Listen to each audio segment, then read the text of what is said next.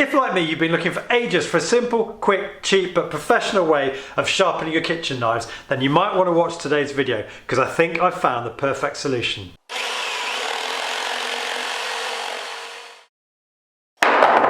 Now, I think it's really important to explain why all the other techniques on the market are either too flawed, too expensive, or too time consuming, because it shows just why today's technique is so good. But if you don't want to listen to all that preamble, skip to 4 minutes dead into the video where all the action starts. So what is the perfect domestic knife sharpening solution? Well, it's got to be affordable, it's got to be compact so you can pull it out of the drawer and quickly shove it back in the drawer when you're finished, quick to set up, easy to use, and give you a professional finish on your knives. But going out into the marketplace, you find yourself with a bewildering array of options.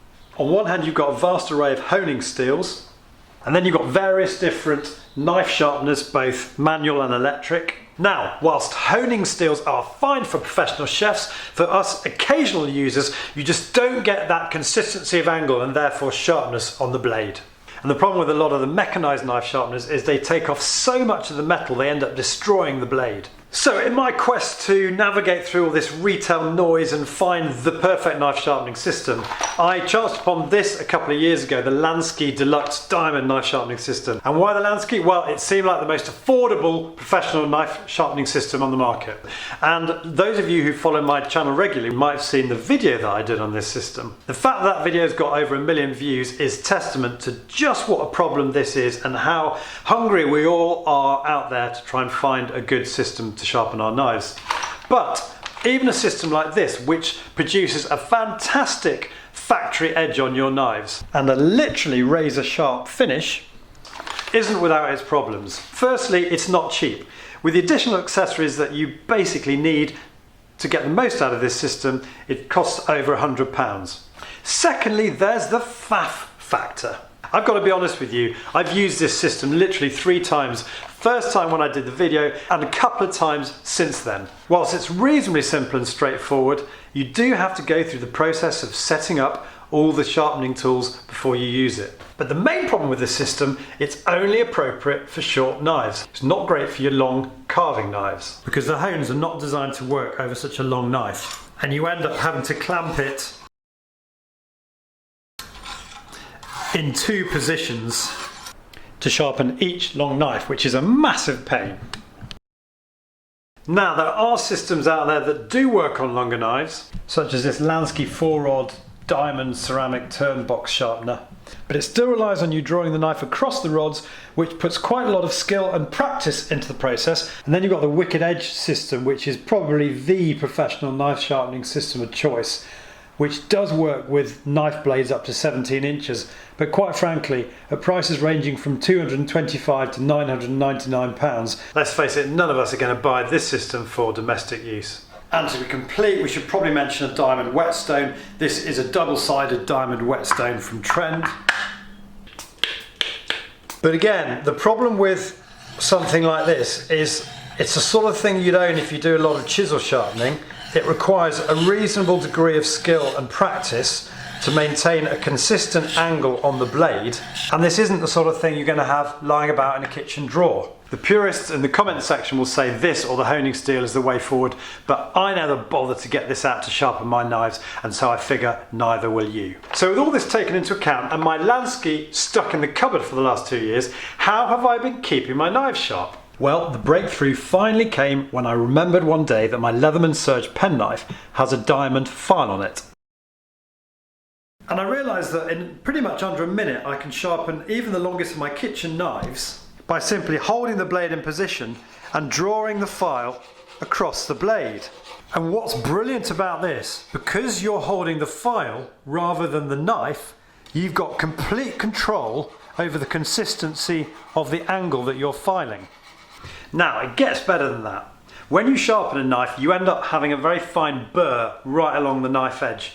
Leather stropping is typically the way this burr is removed, and we'll talk about that in a bit more detail shortly. But what I've been doing to keep this really simple, convenient and affordable is using the back of the belt around my waist to remove the burr. And you end up with a really sharp blade. Now, before you click away, don't worry, I'm not expecting you to spend your hard-earned money on one of these Leatherman multi-tools, but I thought to myself, there's got to be a more practical, user-friendly version of this diamond file that would be accessible to DIYers like myself and you. And of course there is. I went online to Axminster where I buy a fair amount of tools, and they had not one but 4 handheld diamond sharpeners. So I bought all 4 to do this video, and the whole lot came to just £29, including VAT and delivery. Putting aside the other tools for a minute, I was hoping to kick off with this one, the double-sided folding sharpener. It's got a folding handle which is really comfortable to hold. You've got a fine 600 grit on one side and a coarser 400 grit on the other. But unfortunately, I don't know, perhaps it was the way I was using it, but I found the fine side absolutely hopeless. And you can see here, the diamond coating just peeled off when I was sharpening the blade. So it was on to tool number 2, this double-sided fine 400 grit diamond sharpener. And this, with its wooden handle, is a very different beast to the first one. It's weighty, and in fact my wife said when she picked it up a few moments ago, this feels like really good quality. But remarkably, this is still just under £9. And this groove on the flat edge is going to be a great resource for doing things like restoring the sharpness to a bradawl. And crucially, it won't look out of place in your drawer or knife stack. I've got one of my kitchen knives here which I have made a nice and blunt with a bit of wet and dry sandpaper. I'm not trying to get these knives razor sharp like I did in my last video. I'm just wanting to get them sharp enough to be a joy to use for everyday cooking. And if we take this humble tomato, you can see here this knife is now beautifully blunt. Can't actually cut that at all. So all we need for this job is a table edge. Interestingly, this is meant to be, this flat side is a general purpose side, and the rounded side they say is ideal for sharpening kitchen knives. Personally, I'm more confident using the flat side for kitchen knives, but their point is the rounded side gives you increased surface area for a quicker sharpen. So I'm drawing the sharpener across the blade in long, even movements, trying to keep the angle of the sharpener on the blade as consistent as possible. And one of the things I like about this sharpener is you can go right up to the tip as consistently as you would the length of the blade, which is something I find really hard to do when I'm holding the knife rather than the hone itself. So having done that side, we're going to turn it over and do the same thing on the reverse of the blade. Notice my finger is nowhere near the blade, which is something that was slightly freaking people out with my Lansky video when they thought that my finger looked like it was too close to the blade, which actually it wasn't really.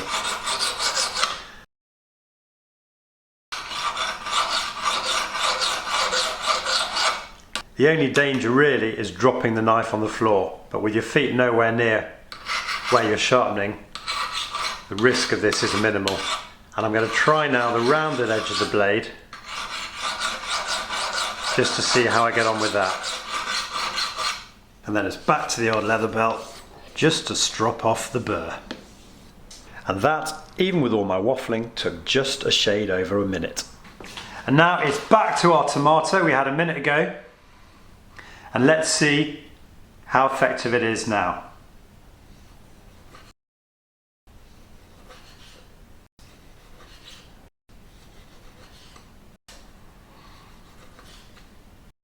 But obviously the huge benefit of this technique, as I said earlier, is you can sharpen long carving knives as well as the shorter knives.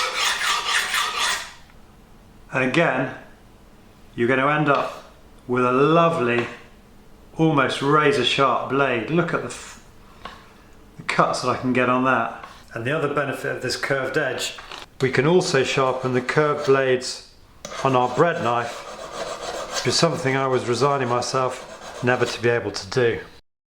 Which you can also do with this little double-sided pocket sharpener.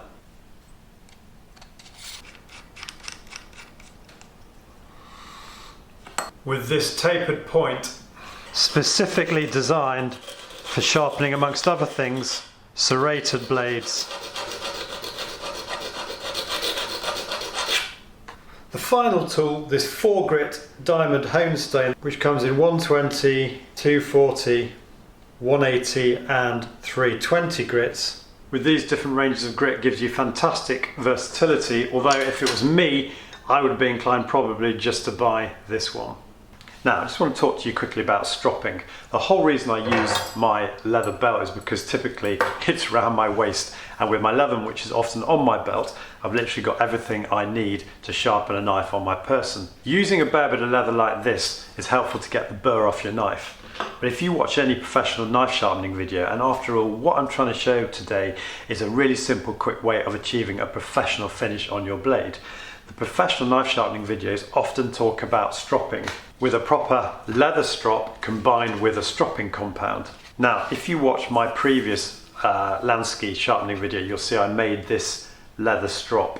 But you can buy these in the shops online. Links will be in the description at the end of the video. And by applying a stropping compound like this, slightly heated up to the surface of the leather, you can draw your knife across the leather, and rather than just removing the burr, this time you're actually further sharpening the blade. You can keep this in your drawer along with your sharpening tool, and sometimes just a quick strop with something like this is enough to restore the sharpness of your blade without even having to use your diamond sharpener. So the last point to make, and the beauty of these diamond whetstones, is that when you've cleaned them, they just need a good rinse under water. The eagle-eyed amongst you will have noticed me using this lapping fluid earlier on with my Trend whetstone. When I bought the whetstone, I bought this lapping fluid because I wasn't sure I could use water, but to be quite honest with you, it's a pain, this stuff. It's much easier just to rinse your stones under the tap. But what you do have to remember when you do this is to thoroughly, and I mean thoroughly, dry them afterwards, because the point is, if you leave any steel residue on the stone, it will rust, and the idea of this stuff is it prevents that from happening. So that's it. I hope you found today's video useful. Why I love doing these videos partly is because of the discussion that it often generates in the comments feed below the video. So do let me know what you think and what sharpening systems you use if you think you found something better. Now, clearly it's not rocket science using a tool like this, and some of you will say, why don't you just do what you did today with a honing steel? Well, you could do, albeit this has got a few little extra bits to it. But I think what today's video will hopefully show is that perhaps even with combining it with a bit of leather stropping, you've got yourself a lovely little system which is really affordable, really accessible, and will produce fantastic quality sharpness on your kitchen tools. As always, details of all the tools featured in today's video will be in the description below the video, which don't forget you can access by clicking on the little arrow on your smartphone or on the show more button if you're viewing this on your PC. If you enjoyed today's video, please click on the like button below, and as I always say, if you're new to my channel, I would absolutely love to have you subscribe. You can do that by clicking on the link here.